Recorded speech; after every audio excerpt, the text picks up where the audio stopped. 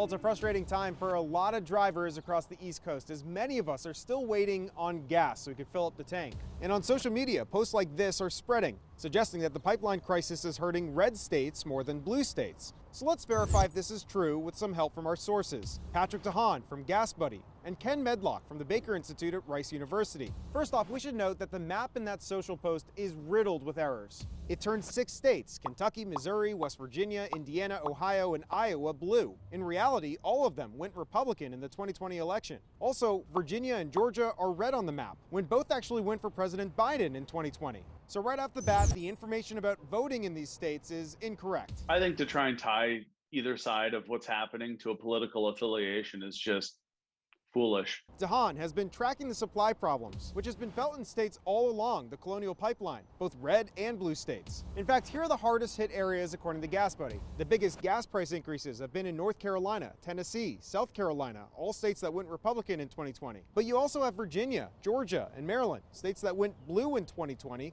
with jumps of over 15 cents. And look at these rankings by percentage of gas stations without gas. Topping the list is Washington, D.C., which nobody would confuse for a Republican stronghold. Areas served by the pipeline, regardless of what side of the aisle they're on, are encountering the same issues. There is not an outlying situation where I can say politics is behind outages or price. So we can verify that that post on social media is false. Drivers are struggling right now across the East Coast, whether they live in a red state or a blue state. With your Verify, this is Evan Kozlov.